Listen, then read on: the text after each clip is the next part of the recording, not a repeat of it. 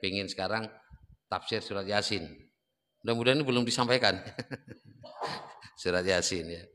Kenapa saya sampaikan surat Yasin?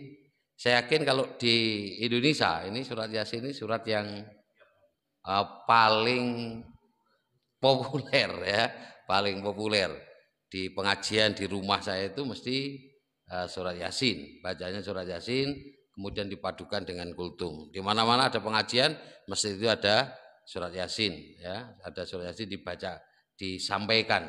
Nah, disinilah perlu surat Yasin Al-Quran secara umum itu sebenarnya tujuan diturunkannya itu untuk hidayah. Nah, ini ya, untuk hidayah. Kemudian yang kedua untuk fadilah. Nah, untuk fadilah. Nah, sementara yang dibaca oleh kawan-kawan, yang diamalkan oleh kawan-kawan kita yang di Indonesia itu baru surat Yasin itu dipakai sebagai surat fadilahnya. Tapi sebagai sumber hidayahnya. Nah, ini yang perlu. Kenapa? Kalau sumber hidayah harus dikaji. Apa sebenarnya? Kenapa kok surat Yasin ini harus kita baca? Ini sumber hidayah. Nah, ini mari kita pahami bersama nanti ya. Bisa nanti dari saya dan nanti juga bisa disampaikan oleh yang lain.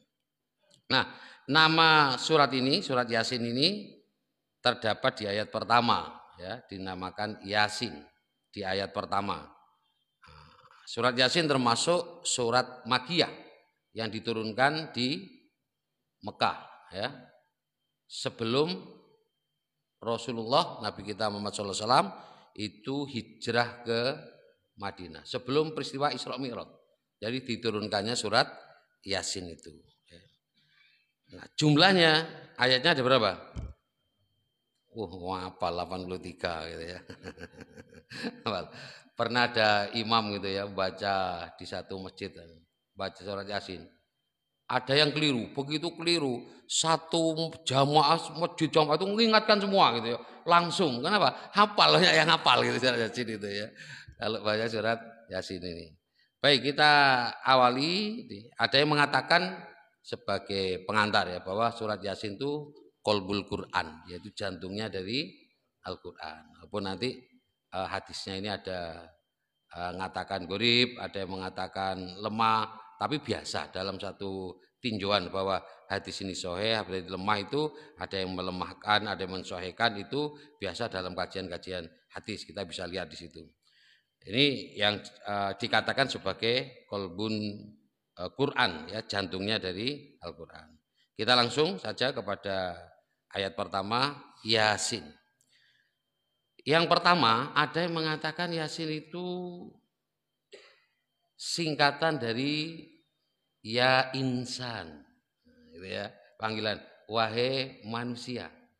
Ini nanti bisa dilihat di tafsir Ibnu Katsir. Yang pertama ada yang menjelaskan bahwa Yasin itu panggilan singkatan dari ya insan. Ini huruf muqatta'ah, artinya huruf-huruf yang terpisah, termasuk mutasyabihat ya.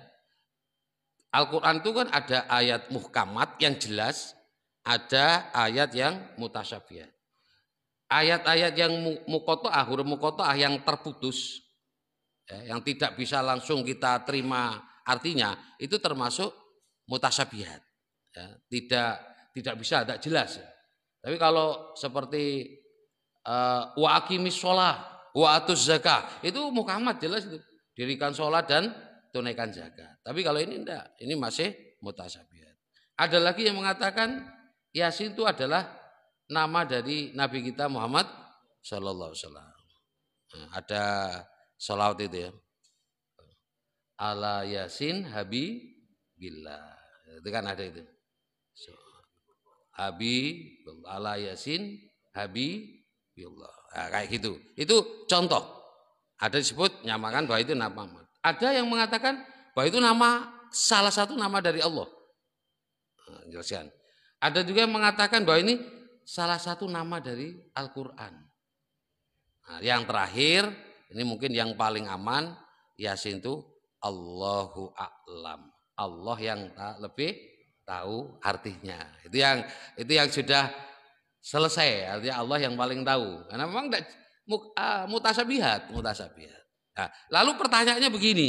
Ingat yang bertanya begini. Lalu untuk apa sebenarnya Allah memberikan pengajaran satu ayat Yasin, tapi yang tidak bisa diterima dengan jelas maksudnya apa gitu. Untuk apa sebenarnya? Kalau saya misalnya guru, kalau saya guru ngajarkan sesuatu, sing tak ajarkan ini kayak iso sampai dino kiamat gak iso iki kok. Kayak roh maksudnya. Kira-kira ini pengajaran yang baik apa tidak? Nggak baik gitu ya. Kalau kita gitu ya. Nah ini juga menjadi penyelaman. Diselami oleh para ulama. Sebenarnya apa sih tujuan? Tidak fokus pada arti Yasinnya. Tapi sebenarnya untuk apa? Allah itu memulai dengan huruf-huruf muqatta'ah. Yasin, alif, lam, mim. Padahal artinya dadu. Nah, yang pertama ada yang mengatakan bahwa itu sebuah tantangan kepada orang-orang yang mendustakan Al-Quran. Ingin disampaikan karena itu pokok 4 saja itu di orang Arab yang betul-betul saat itu ahli syair ya, ahli syair. Kemudian disampaikan, kalau kamu memang pinter ya, dan Al-Quran itu terdiri dari huruf-huruf yang sudah kamu kenal, yaitu Yasin, gitu ya, Yasin atau Yasin, alif, lam, mim, buatlah semisal Al-Quran, ya, semisal Al-Quran. Kalau kamu memang, dan panggillah semua, kan itu ya, panggillah semua sekutu-sekutumu untuk membuat itu.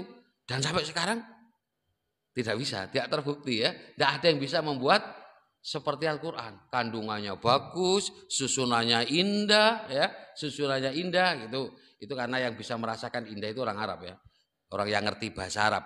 Kalau yang tidak ngerti ya ngerti indahnya kayak apa ya.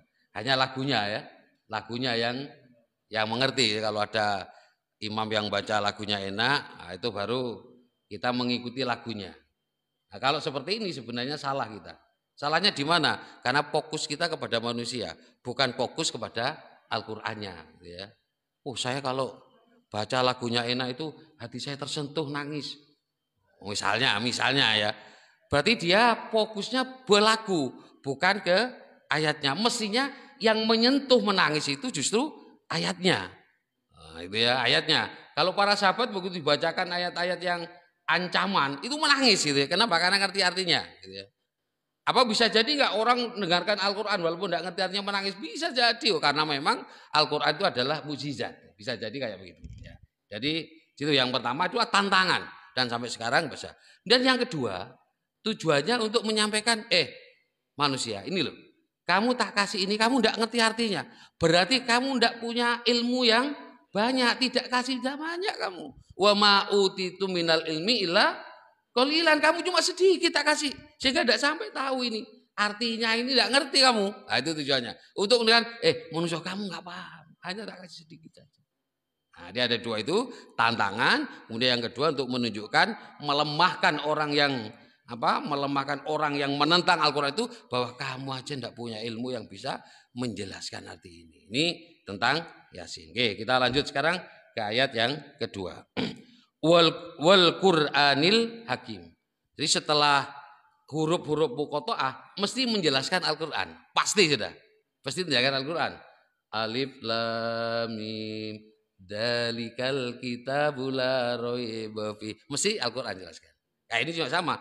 Yasin baru wal Qur'anil Hakim. Demi sumpah, demi Al-Qur'an Al-Hakim.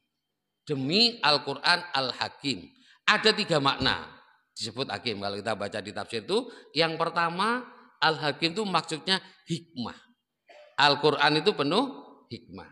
Artinya hikmah itu begini, Al-Quran itu mengantarkan ya, atau mengandung kemaslahatan dunia dan akhirat, serta menghindarkan dari azab. Itu maksudnya hikmah. Mengantarkan kepada kemaslahatan dunia dan akhirat dan menghindarkan dari adab di akhirat maupun di dunia.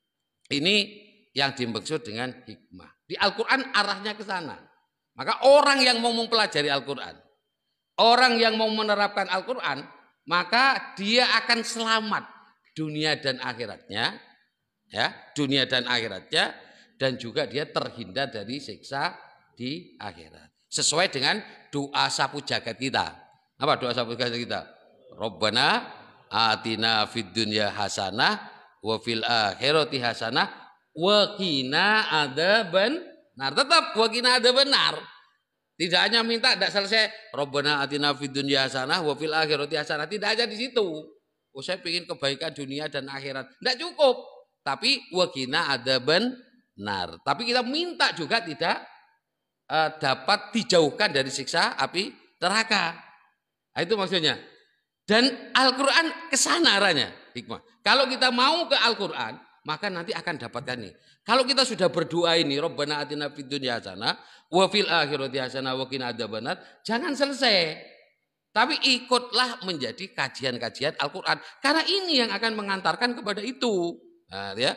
Kalau hanya berdoa tapi tidak mempelajari Al-Qurannya, bisa jadi langkah yang kita laksanakan itu bisa keliru. Bisa keliru. Ya. Tidak sesuai dengan yang dikehendaki oleh Allah Subhanahu wa taala. Yang pertama, jadi makna hakim itu adalah hikmah. Yang kedua, makna hakim itu adalah hukum. Nah, hukum makna kedua. Artinya di dalam Al-Qur'an itu ada hukum-hukum perintah, ada hukum-hukum larangan, ya. Ada hukum melaksanakan sholat, mendirikan sholat, ada hukum menunaikan zakat, ada hukum menafkahkan harta kita di jalan Allah, ya. Ada larangan-larangan, tidak boleh berzina, tidak boleh mencuri, misalnya. Ada larangan-larangan, ya. Ada perintah berhijab untuk perempuannya, misalnya, ya. Kemudian ada hukum-hukum kalau orang melanggar ini apa hukumannya? Oh, kalau mencuri dipotong tangannya, misalnya. Kalau untuk orang yang berzina dirajam, dihukum rajam, kemudian atau dicambuk kalau dia termasuk belum punya suami istri, belum menikah. Nah, ini. Jadi di Al-Qur'an ada begitu. Maksudnya hakim itu ada hukum-hukum yang terdapat di dalam Al-Qur'an. Kemudian yang ketiga maknanya hikam, ya, hikam. Hikam itu artinya Al-Qur'an itu penuh keindahan sesuatunya, indah sudah dengan sempurna. Nah, ini yang ngerti orang yang bahasa Arab ini, yang mempelajari bahasa Arab, ini yang sangat paham tentang hikam ini. Susunan. Kalau kita kan bisa juga, ya, susunannya bisa lihat wadduha walaili idza saja. Terus itu kan itu kan menarik, ya. Karena syair, kalau dulu syair. Kalau di kita kan ada namanya pantun misalnya, ya. Ada di akhir katanya itu bagus. Ada keserasian. Tidak hanya keserasian di situ, tapi juga bahasanya simple, bahasanya indah, dan kandungannya juga dalam. Ini dimaksud hikam. Jadi hakim ada tiga makna. Yang pertama adalah hikmah, yang kedua adalah hukum, yang ketiga adalah hikam. Ingat nih, nanti kalau ketemu lagi tak tanyakan ini, ya. Ujian ini nanti, ya.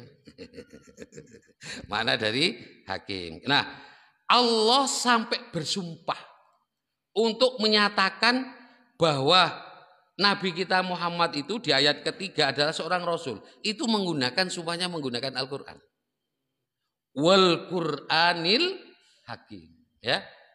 Kata sebagian tafsir, hanya Nabi kita Muhammad yang Allah gunakan sumpah dengan kitab suci untuk menyatakan bahwa Nabi kita itu adalah seorang rasul, ya. Karena kalau sumpah Allah kan gunakan benda-benda, ya, benda-benda, karena sumpahnya Allah seperti apa, wadduha, demi waktu duha, itu kan sumpah sebenarnya, tapi gunakan waktu duha itu Allah. Nah, jadi itu untuk sumpah untuk menyatakan apa? Yang ketiga, ayat yang ketiga, innaka laminal mursalin. Sesungguhnya engkau Muhammad salah seorang dari rasul. Kenapa kok perlu, ya, Allah sampai mengatakan innaka laminal mursalin? Allah langsung turun tangan, Muhammad kamu itu rasul, termasuk salah seorang dari rasul. Karena perlu pemantapan, Pak. Karena perlu pemantapan. Begini, ya, mari kita kembali kepada saat Rasulullah SAW sudah dijadikan rasul. Sebelum jadi rasul, Kalau kita baca dalam satu hadis gitu ya.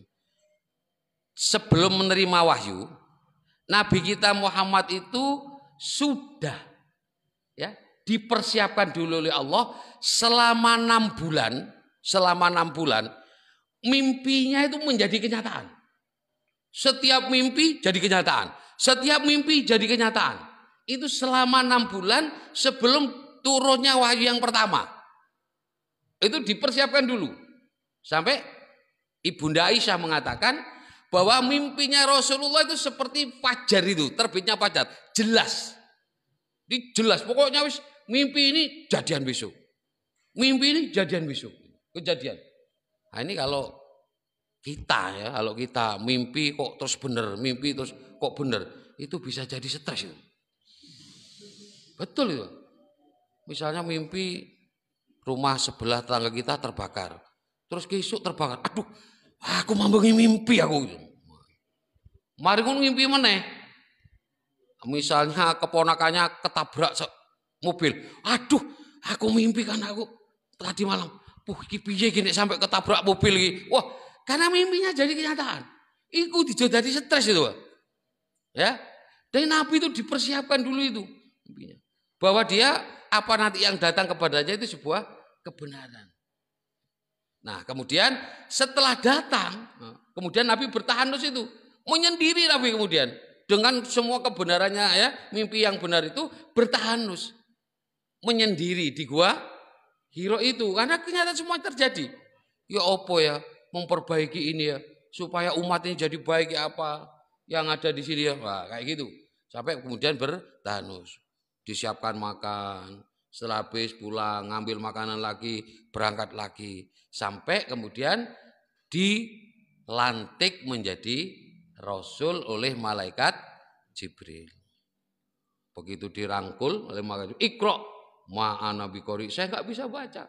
Wakur lagi, Iqra ma'ana biqori sampai 3 kali. Dan itu dia ketakutan pulangnya. Ya, kenapa kok ketakutan? Karena dia melihat wajah langsung bentuk malaikat Jibril.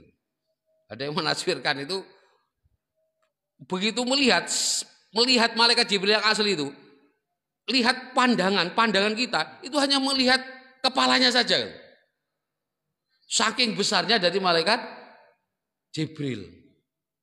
Sayapnya ini menutupi ufuk, itu satu sayapnya. Bakal ada yang mengatakan punya sayap berapa malaikat Jibril itu? Saya nggak pernah ngitung, ada yang penjelasan. Itu ya.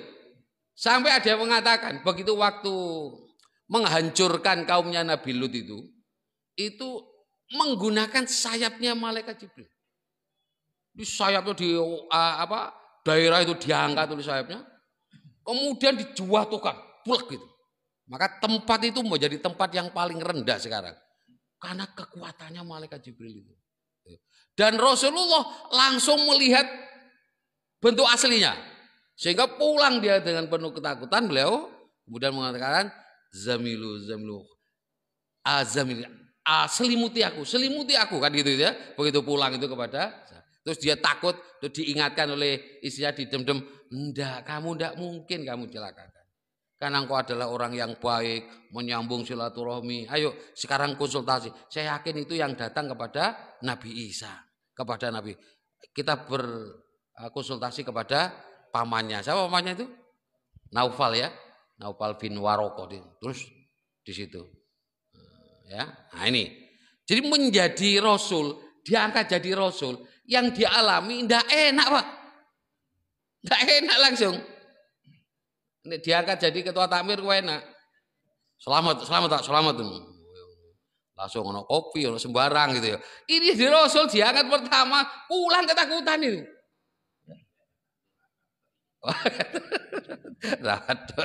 Kayak gitu. Ini maksud saya.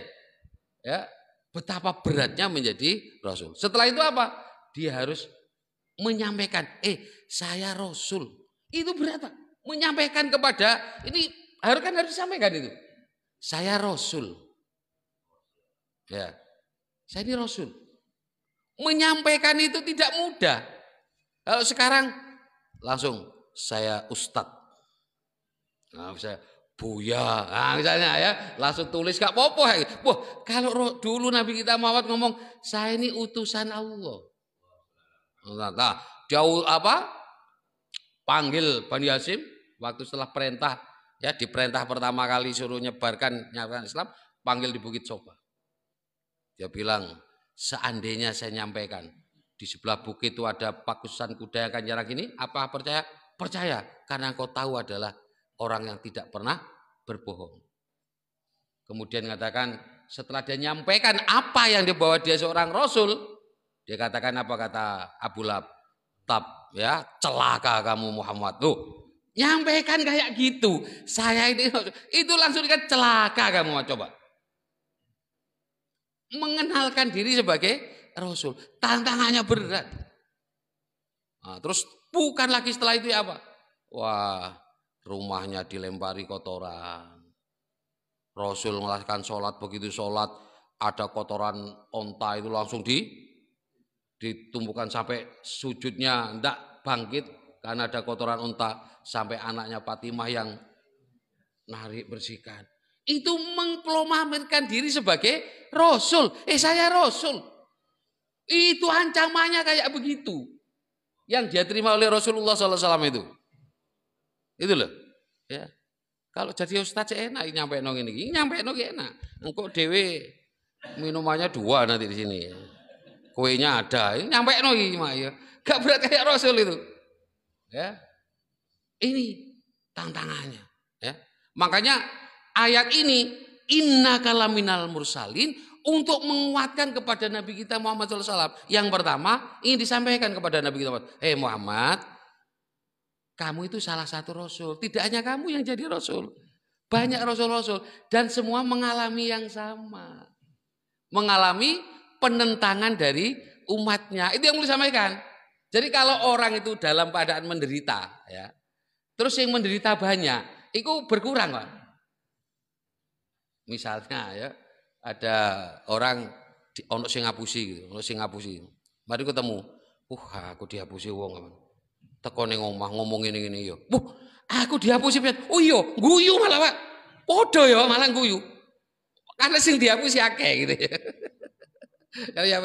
Jadi kalau orang menderita, kok menderita bersama-sama, itu malah gembira. Gak ono sing menderita, tapi dhewean sing menderita. Wah, iku kok aku dhewe menderita gitu ya. Kayak gitu. Sama anak-anak itu. Kalau itu elek misalnya, didelok, ulangan kalau saya berikan nih. 5, delok koncone kon piro? 180. Anu delok liyane piro? 5. Padha ya. Seneng ngomong padha itu seneng.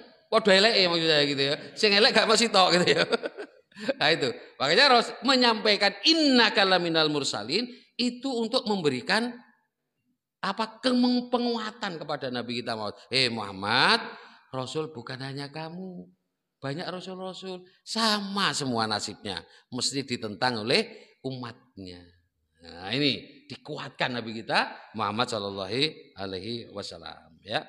Kemudian bagaimana lagi sebelum hijrah misalnya, saat pergi ke Thaif itu kan sebelum Bani Sakif itu ya. Maka begitu pamannya Abu Thalib meninggal, kemudian istrinya Khadijah radhiyallahu anha juga meninggal. Lalu makin gencar ini. Penyiksaan makin gencar, penghinaan makin gencar. Rasul itu dikitakan apa? Dukun, nah, ya. Terus ahli syair. Tapi tidak ada yang mengatakan Muhammad itu dusta. Tidak ada ya. Baca Al-Quran. Tidak ada. Kenapa? Karena Nabi kita Muhammad itu orangnya jujur. Jadi hanya dikatakan gila. Paling gila Muhammad itu. Tidak ada. Dusta Muhammad, tidak ada. Kenapa? Karena Nabi kita Muhammad itu memang terkenal jujur. Kalau ngomong dusta, dia salah karena mengakui semua saat itu, alamin gitu ya. Tapi yang dikatakan, Muhammad itu gila, Muhammad itu ahli syair itu. Terakhir, gila Muhammad itu. Kayak gitu. Ya, yang disampaikan itu baca di Al-Quran. Nah, ini. Nah, pada saat di Thaif ini untuk memberikan gambaran bagaimana beratnya, ya, keluar ke Thaif, nyampaikan 10 hari di sana. Ternyata ditolak semua. Sampai kemudian dia harus balik. Dia bilang waktu kembali, ya sudah, kalau saya nggak diterima enggak apa-apa. Tapi saat pulang tolong jangan disampaikan ke Mekah. Karena begini Pak, kalau orang sudah keluar ke Mekah, keluar dari Mekah, maka kalau mau masuk itu mesti dihalangi, nggak boleh. Makanya Rasulullah Nabi kita minta kepada tokoh Taif itu, jangan kau sampaikan bahwa saya ke Taif.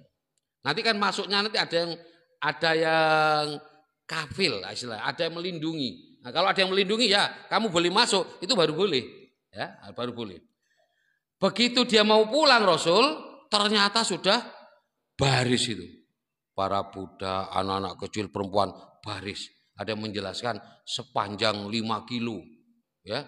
Kemudian apa yang dilakukan oleh yang baris ini? Rasul dengan pembantunya ya, Zaid bin Harisah yang kemudian diangkat anak angkat ini ya. Dia pulang. Saat pulang apa? Dicaci maki.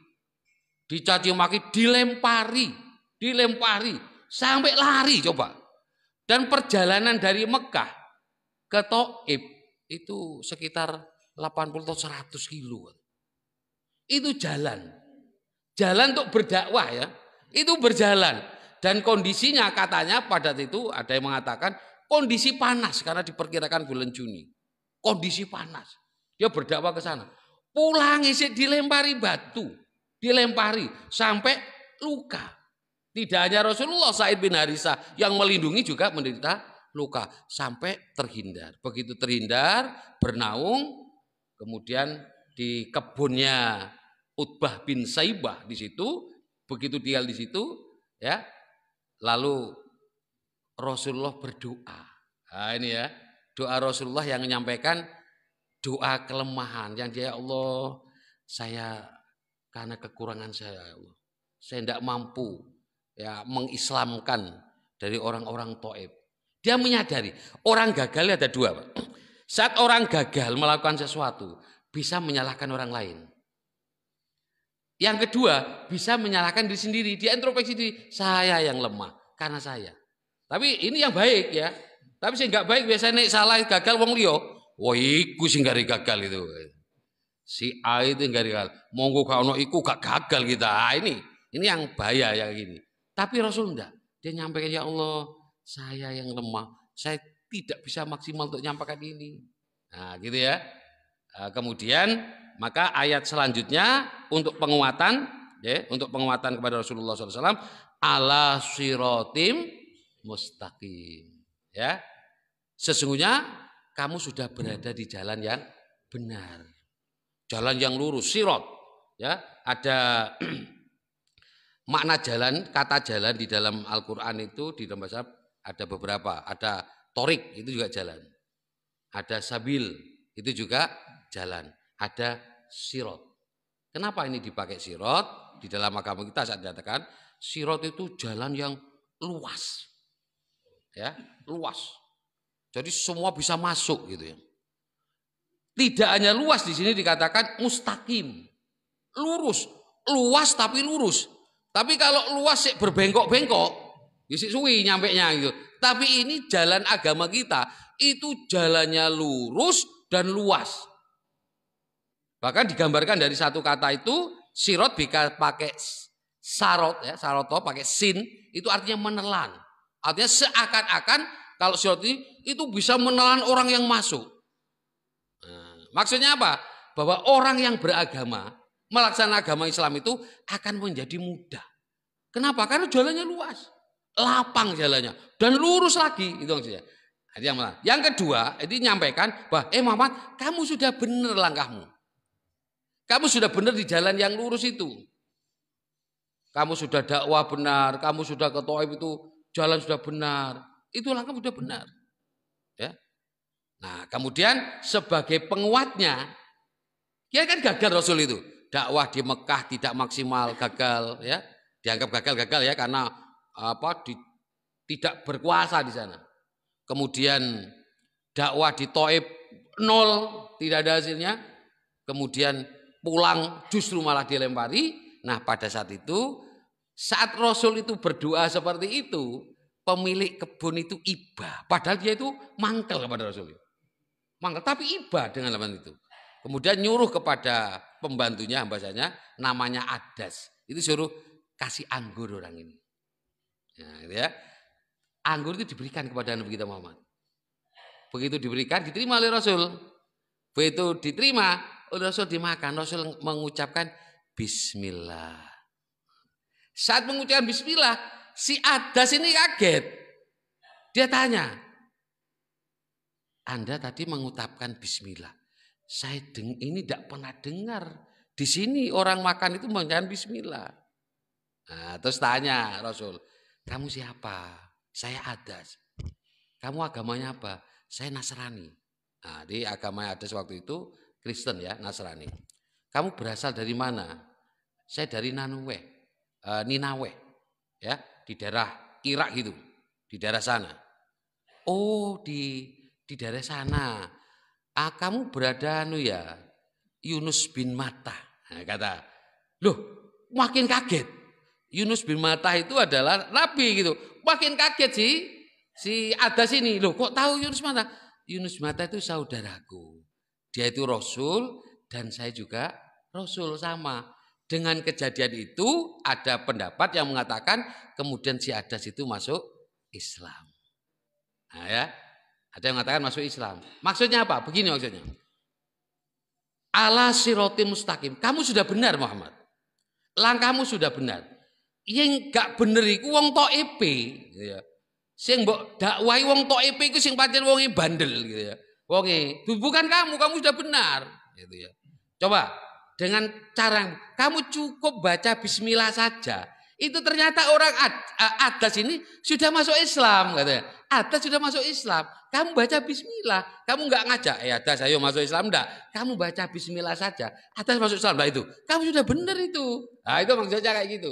Kamu sudah berada di jalan yang lurus ala sirotim mustaqim. Itu untuk penguatan kepada Nabi kita Muhammad Shallallahu Alaihi Wasallam. Nah ini penting ya bagi pembawa dakwah. Tidak hanya ustadz ya. Dakwah itu tidak hanya ustadz ya. Semua kita adalah dakwah, dai kita. Kita itu sebagai salesnya Islam kita, agama kita. Keberadaan kita itu sales. Orang mesti akan lihat itu. Berarti kalau kita ini orang Islam, kemudian kok tampilannya tidak sesuai dengan Islam, mesti akan, wah itu loh, wong Islam, koyok ngono itu. Mesti kayak gitu. Kenapa? Karena kita itu sales. Kita pembawa, kita dai-nya. Semua orang dai. Mesti seperti itu. Maka kalau kita jadi Islam, minimal kembali kepada diri kita itu bagaimana mewujudkan Islam itu. Contohnya apa? Rasulullah baca basmalah. Dengan baca basmalah itu, justru dia yang masuk Islam. Tidak perlu ngajak. Ada dakwah yang cukup dengan visualisasi kita, dengan perbuatan kita, itu menjadi dakwah dan orang menjadi masuk Islam. Ya, saya tak minum dulu, ngelak itu. Siap, gue bisa Pak. Ya Allah, tak anteni gak teko-teko, jadi kok teko. Ya itu, laki ngelak gini aja wis ya. Bismillahirrahmanirrahim.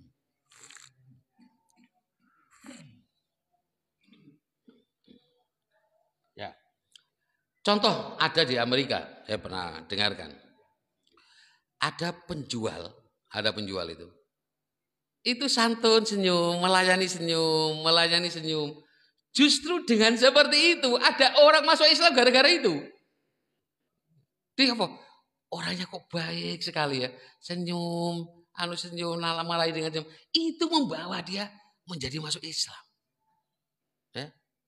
Jadi perbuatan kita itu sales, dakwah. Tidak perlu nyampaikan ayo, tidak perlu. Ada bidangnya. Mungkin kalau seperti mubalik, khotib ini mau nyampaikan itakullah itu bagian. Tapi semua kita akan dilihat seperti itu. Ya itu. Ada juga orang tuh lihat kan. Pagi itu orang berangkat banyak subuh, sholat. Orang di luar Islam kaget. Ada orang yang kaget. Ini kok mau ya? Pemani sekarang ya pagi-pagi jam 3:30 terus berangkat dingin-dingin tidur. Kok mau ya dia berangkat untuk beribadah? Justru itu menjadi menarik pada dirinya. Melihat itu fenomena itu menarik, sehingga menarik dia menjadi masuk Islam. Gara-gara melihat itu, gitu ya. Gara-gara melihat orang pakai kok iso ya, gitu ya. Datang pakai berjuang kayak gitu. Nah ini penting bagi kita ya. Mari kita lihat bisa jadi. Bukan tidak terbaca Pak. Semua perilaku kita itu akan terbaca Pak. Akan terbaca. Ya. Akan terekam. Nah ini ya, oke, seperti yang saya sampaikan, seorang Kapolres yang kalau sudah adzan lalu tinggalkan Mas ono sing ono Kapoldai ono tinggal dia sudah, dia berangkat untuk sholat jamaah, itu jadi viral. Siapa yang viralkan? Allah yang viralkan itu. Ini loh, ada pejabat yang seperti ini. Kapolda ya, iya. Seandainya ini dipecat misalnya. Nah, saya sampaikan yang pertemuan yang lalu. Misalnya dia tidak dijadikan Kapolda karena gara-gara itu, bukan dia direndahkan, justru dimuliakan. Jabatan Kapolda itu remeh di hadapan Allah, tidak ada apa-apanya.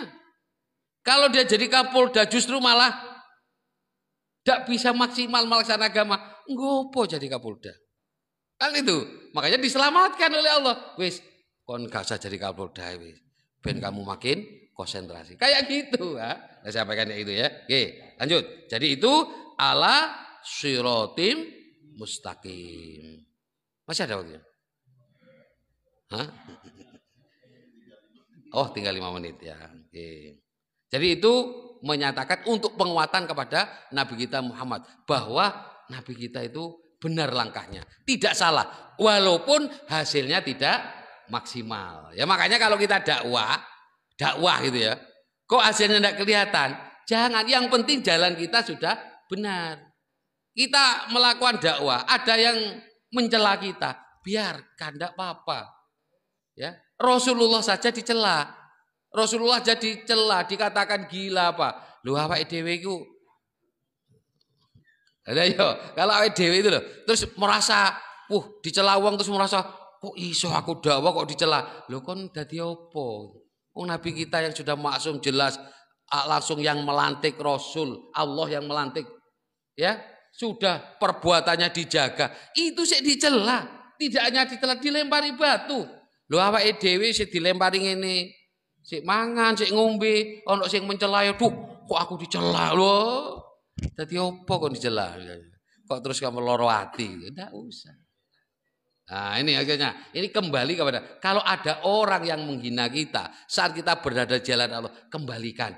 Oh, Rasul kita Nabi Muhammad yang sudah orang yang paling dicintai oleh Allah, orang yang paling maksum dijaga, tidak melakukan perbuatan dosa, itu masih dicela oleh orang lain. Nah, ini maksudnya kembalikan ke sana. Itu untuk menguatkan kita, biar kita tetap di medan dakwah, jalan, ya, tidak terpengaruh oleh sorak celanya orang lain. Gitu ya. Kalau kata siapa Anies Baswedan itu apa itu? Apa lupa saya? Dicela, tidak apa itu ya? Disanjung, tidak terbang, apa gitu ya? Lupa saya kata-katanya itu. Tapi intinya dicela orang jangan jatuh, tapi kalau disanjung jangan terbang malah gitu ya. Kayak orang sing wis hebat aku, ndak ya. Nah, ini. Nah, oke, lanjut ke ayat yang kelima, Tanzilal Azizir Rohim ya. Nah, kembali kepada Al-Qur'an tadi bahwa Al-Qur'an itu Tanzilal Al-Aziz Ar-Rohim. Ada 2 kata ini. Menarik Allah mengatakan. Yang pertama Al-Aziz. Al-Aziz itu maha perkasa, tidak ada yang bisa menandingi. Artinya ayat Al-Quran yang disampaikan kepada Nabi Muhammad sesuai dengan apa yang dikehendaki Allah. Karena Al-Aziz itu tidak bisa dipengaruhi oleh orang lain, ya, tidak bisa direbut oleh orang lain. Itu Al-Aziz, perkasa, tidak bisa ditentang. Kehendaknya mesti terwujud. Itu Al-Aziz. Nah, Rasulullah itu maha perkasa, sifatnya Al-Aziz. Nah, itu maksudnya. Jadi Al-Quran yang kita terima, jangan ragu bahwa Al-Quran itu sudah benar sesuai yang dikehendaki oleh Allah. Biasanya, nah ini ya, kemudian disambung oleh Allah di situ Ar-Rahim, penyayang. Loh kenapa? Biasanya orang yang merasa perkasa itu berbuat sewenang-wenang. Nah ini. Kemudian kenapa Allah kemudian rangkul atau ikuti dengan kata Ar-Rahim. Allah itu maha perkasa, tapi Allah penyayang. Itu maksudnya. Nah, biasanya kan orang nih perkasa itu kan, gak harus yang tandingan gitu ya. Wong itu wis ojo muncul titik digencet gitu. Ojo gue ada yang gitu ya. Kayak gitu. Kenapa? Merasa perkasa. Orang merasa perkasa kecenderungannya mesti ke sana, Pak. Mesti kayak gitu ya. Makanya kayak misalnya ada ketua proyek ini. Nek ngomong neng tukangnya kan saya enak ya kadang. Iya kamu iya apa? Saya kuasa masalahnya. Tak pecat kan dia malah. Kayak gitu. Kenapa? Karena merasa kuasa. Mestinya kuasa itu, orang yang perkasa itu harus diikuti dengan Rohim, penyayang. Sehingga kalau ada orang yang salah, bukan dibiarkan, tapi dirangkul. Dirangkul diapakan? Dibetulkan, ya, bukan dibinasakan. Kan enggak kalau perkasa dibinasakan. Ini salah. Rasulullah contohnya waktu di Taif itu ya, begitu sudah digitukan datang malaikat Jibril kan itu ya. Dengan malaikat penjaga gunung. Ada 3 tawaran katanya. Saya baca satu hadis itu ya. Yang pertama tawarannya, wahai Muhammad, terserah kamu minta apa kepada penduduk Taif itu. Saya akan ratakan daerahnya dan gunung itu. Yang kedua, atau saya akan hancurkan dengan mengangkat gunung itu, saya jatuhkan itu. Atau saya pendamkan, ya, atau saya pendamkan orang Taif itu. Saya masukkan ke dalam tanah. Opsi 3-tiganya tidak ada pengampunan. Karena melihat bagaimana dia memperlakukan Nabi kita Muhammad SAW. Karena memperlakukan seperti itu, Pak. Sehingga sampai Muhammad malaikat saja opsinya tidak ada opsi ampuni, nggak usah. Nggak ono itu. Nggak ngasih opsi itu, wis. Apa? Ratakan. Nanti gunung itu tak ratakan gini. Atau saya angkat gunung kok jemburapkan ke orang Taif itu. Atau nanti saya tenggelamkan dia, saya masukkan ke dalam. Itu opsinya 3 ini. Tapi Rasulullah SAW tidak, jangan, saya tidak berapa itu. Saya ingin justru dari sulbi ya, atau keturunan dari bangsa Taif itu ada orang yang menyembah Allah dan tidak mensekutukannya. Nah itu yang disebut dengan Rohim. Nah, itu tadi perkasa tapi Rohim, penyayang. Sehingga kemudian komentarnya malaikat penjaga gunung itu mengatakan, engkau itu memang sesuai dengan apa yang disebutkan oleh Allah, Raufur Rohim. Sebagaimana yang ada di surat apa At-Taubah itu ya. Nah, itu ya surat Taubah itu. Raufur Rohim. Ya, saya kira itu sampai di sini dulu sampai ayat 5. Mudah-mudahan kita tidak hanya bisa mengambil padilah dari surat Yasin, tetapi kita juga mengambil hidayah dari surat Yasin. Ya, saya kira itu, kurang lebihnya mohon maaf. Assalamualaikum warahmatullahi wabarakatuh.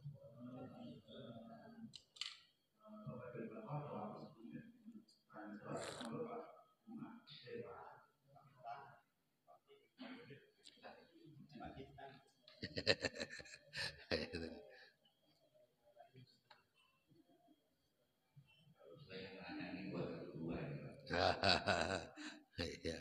Ustaz, yang saya tanyakan ada ayat yang mengatakan di surat Al-Hadid yang tertinggi, sungguhnya orang-orang yang mendustakan ayat-ayat Allah, Allah tidak akan masukkan ke surga setelah kita masuk ke lubang baru. Sekarang ini orang tidak mungkin menghina Nabi Muhammad, tidak ada yang menghina. Tapi banyak orang-orang sendiri, ahli-ahli agama sendiri menyimpan dari ayat itu. Orang ahli tentara punya gelar jenderal mengatakan Tuhan itu bukan orang Arab. Satu. Kedua, ada seorang ulama NU, artinya Nahdlatul Ulama. Ada ulama dari garis Kristen. Berarti Kristen ada ulama bertentangan dengan ayat-ayat Allah. Banyak. Ini apakah benar terjadi di zaman sekarang ini? Mohon penjelasan Ustaz. Yang nanya orang dua tahun buah.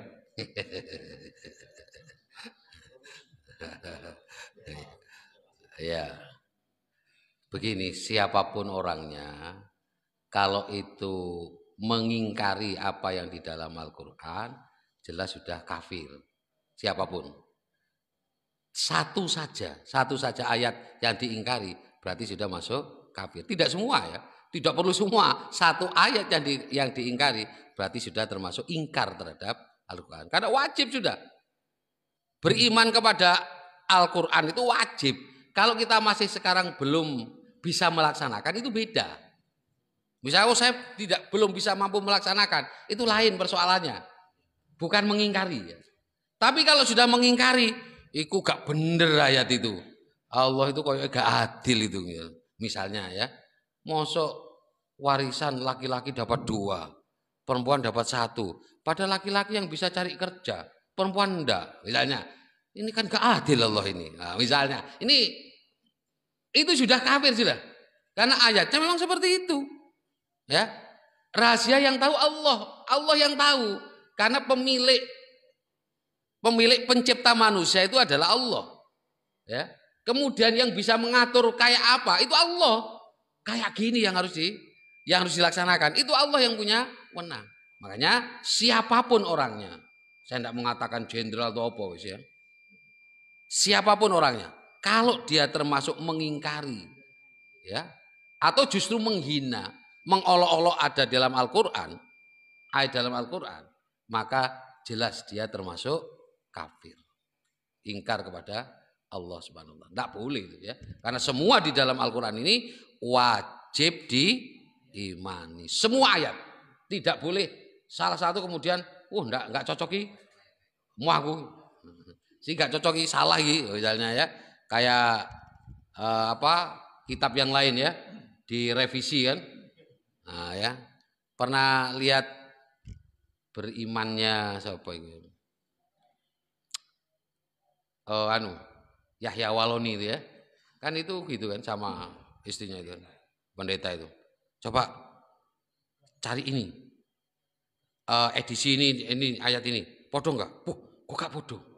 Ini 1. Oke. Sekarang kalau sampai ada 7 yang berbeda, kita keluar aja. Oke, cari. Ternyata dari 7 lagi, temukan lagi dari 7 ayat, dari 7 kitab itu. Beda kabeh. Kok tuh jangan 7 lah. Kita meningkatkan lagi. Jadi sekian. Nanti cari edisi sekian.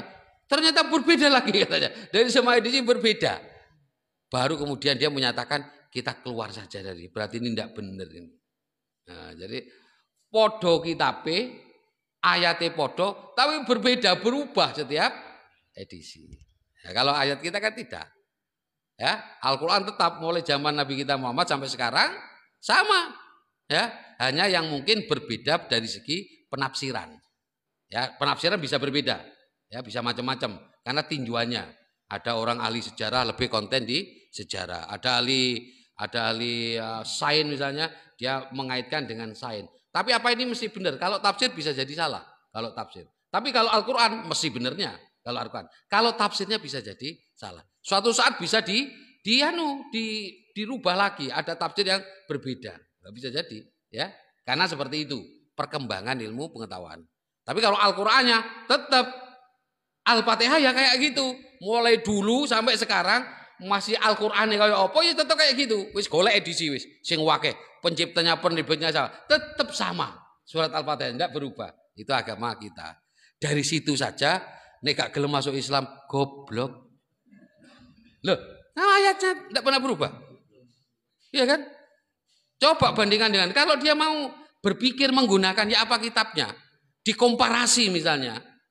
Terus ya apa kitabnya Al-Quran orang Islam ini dikomparasi, cari dari masing edisi, ternyata tidak berubah dibandingkan dengan kitab yang lain kok berubah, kok terus tetap bertahan di situ, goblok. Lihat ya,